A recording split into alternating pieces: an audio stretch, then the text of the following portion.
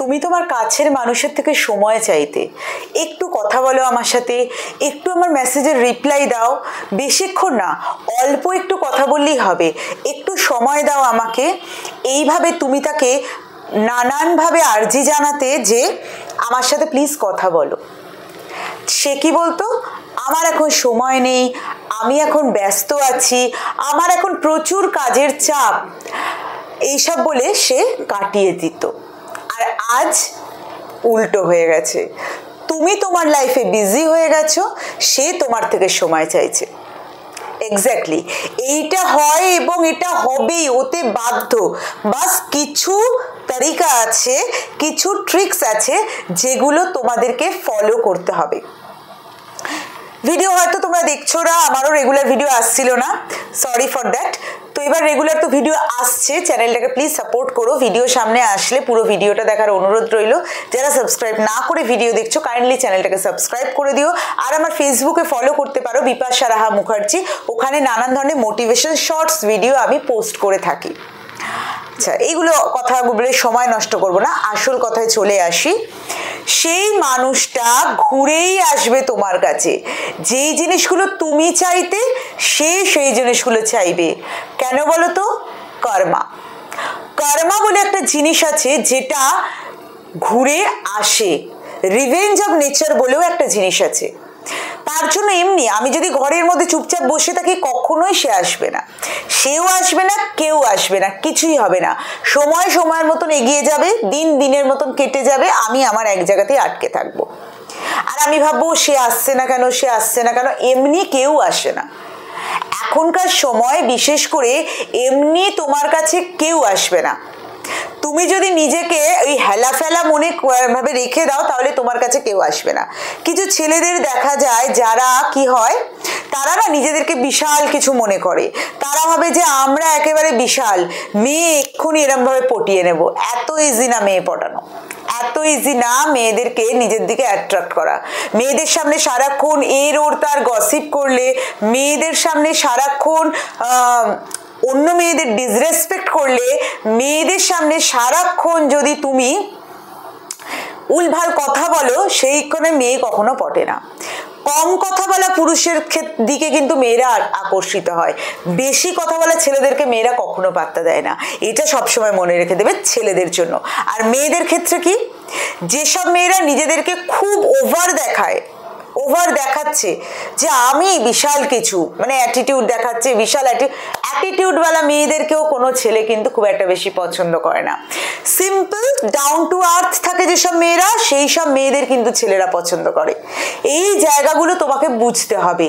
তুমি নিশ্চয়ই তোমার পার্টনারের ক্ষেত্রে সেম ট্রিটমেন্ট দিয়েছো, সেই জন্য সে তোমাকে পাত্তা দিচ্ছে না। অতিরিক্ত সময় চেয়েছো, কেন চেয়েছো? তোমার কি সময় কম পড়ে গেছে? মানে তোমার কি অঢেল সময় যে তুমি তার থেকে সময় চাইছো? সেই মানুষটা যখন তোমাকে সময় দিচ্ছে না, সেই মানুষটা যখন তোমাকে প্রায়োরিটি দিচ্ছে না, সেই মানুষটা তোমাকে গুরুত্ব দিতে চাইছে না, কেন তুমি তার থেকে সময় চাইছো? কেন কেন কেন চাইবে না? নিজেকে ব্যস্ত রাখো। যেমন জিম এমন একটা এমন একটা হবিজ বলতে পারো, বা এমন একটা জায়গা বলতে পারো যেখানে কনফিডেন্ট লেভেল ভীষণভাবে হাই হয়, ভীষণভাবে হাই হয়। নিজেকে ব্যস্ত রাখতে গেলে ওয়ার্কআউট করো, নিজেকে ব্যস্ত রাখতে গেলে যেই জিনিসটা তোমার ভালো লাগে সেইটা করো। দেখবে তোমার কাছে ওই 24টা ঘন্টা কিভাবে কেটে যাচ্ছে সেটা তুমি বুঝতে পারছো না।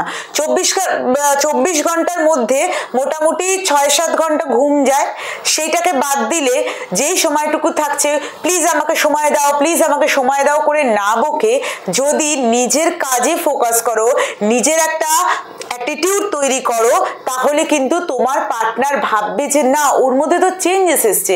যে আমাকে আজকে সময় দাও করে চিল্লাতো, সে কিন্তু আজকে আমার থেকে সময় চায় না। যে আমাকে বলে ইগনোর করো না, সে কিন্তু উল্টে আমাকে ইগনোর করে। ভালো ভালো কাজ করো, ভালো ভালো ওয়ার্কআউট করো, পোস্ট করো ছবি, মানে নিজের ভেতরে একটা জেদ নিয়ে এসো যে আমি কিছু একটা করবোই। আমি নট অনলি ওয়ার্কআউট, তোমার যেইটা ভালো লাগে, যারা রান্না করে, যারা ডান্স করে, যেইটা ভালো লাগে সেটার মধ্যে একটা প্যাশন নিয়ে চলে এসো, সেটার মধ্যে একটা জেদ নিয়ে চলে এসো। যেই জেদটা তোমার মধ্যে ভীষণভাবে কাজ দেবে, সেই জেদটা যেটা তুমি ফিল করতে পারবে, সেই জেদটা যদি নিজের মধ্যে নিয়ে আসতে পারো, ওই পার্টনার কেন, যে কোনো ছেলে বা মেয়ে তোমাকে পাত্তা দেবে। অ্যাভেলেবল কম থাকতে হবে, তাকে বারবার করে বলাটা বন্ধ করতে হবে প্লিজ আমাকে পাত্তা দাও, প্লিজ আমাকে ইগনোর করো না। তাকে অতিরিক্ত কল মেসেজ করা বন্ধ করতে হবে, তার নিডসগুলো প্রোভাইড করা বন্ধ করতে হবে।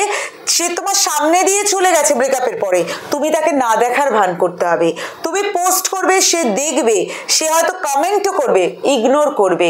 যখন তুমি ইগনোর করবে তার জ্বলবে, তার ফাটবে, সে কিন্তু ঘুরে তোমার কাছে আসবেই জানতে এটার রিজন কি। তুই কি অন্য রিলেশনশিপে চলে গেছিস, তোর কি বেশি ভাও হয়েছে, তোর কি বেশি অ্যাটিটিউড হয়েছে, এইগুলো কিন্তু তোমাকে বলবেই সে। এই জায়গাটা আনার জন্য নিজের মধ্যে একটা জেদ তৈরি করতে হবে, একটা জেদ বিল্ড করতে হবে, যেটা তোমার পার্সোনাল লাইফটাকে পুরো চেঞ্জ করে দেবে, তোমার পার্সোনাল লাইফটাকে পুরো ঘুরিয়ে দেবে। তোমার মধ্যে যে সত্তাটা আছে সেটা পাল্টে যাবে। রিভেঞ্জ অফ নেচার বা কর্মা বলে যে জায়গাটা আছে সেটাকে আনতে গেলে কিন্তু নিজের মধ্যে চেঞ্জ আনতে হবে। সে বলতে বাধ্য হবে, যেগুলো নিয়ে তোমাকে ছোট করেছে, যেগুলো নিয়ে হ্যাটা করেছে, যেগুলো নিয়ে তোমাকে উল্টো পাল্টা বলেছে, সেগুলোর থেকে সে নিজেকে সরিয়ে নিতে বাধ্য হবে, শুধুমাত্র নিজেকে এই ট্রিটমেন্টগুলো যদি দাও। আশা করবো আমার কথা মগজে ঢুকেছে। যদি মগজে না ঢুকে থাকে আমার কথা, তাহলে কিন্তু এক্ষুনি ঢুকিয়ে নাও। আর যদি তাও না ঢোকে কমেন্ট বক্সে জানাও, পার্সোনাল মেসেজ করো, আমি ওখানে তোমাদেরকে ডিটেলসে বলবো। কিন্তু প্লিজ ওই হাতে পায়ে ধরে বাবু কথা বলো, সোনা কথা বলো, প্লিজ কথা বলো, এই জিনিসগুলো করো না। এইগুলো কিন্তু তোমার লাইফ হেল করবে, তোমার কনফিডেন্স লেভেল ডাউন করবে, তোমাকে একটা সস্তা মানুষের পরিণত করবে। তোমার মধ্যে কোনো অ্যাটিটিউড, কোনো ইগো কিছুই বিল্ড হবে না। উল্টে তুমি একটা এ লেভেলে পার্সন হবে, যাদেরকে মেয়েরা দুদিন পর ল্যাং মেরে চলে যাবে, যাদেরকে ছেলেরা দুদিন পর ইউজ করে চলে যাবে। তুমি ইউজ করা পাত্রী নয়, তুমি ল্যাং খাওয়ার পাত্র নয়। তাই নিজের জায়গাটা বোঝো, নিজের ফোকাস তৈরি করো, সেইভাবে এগো।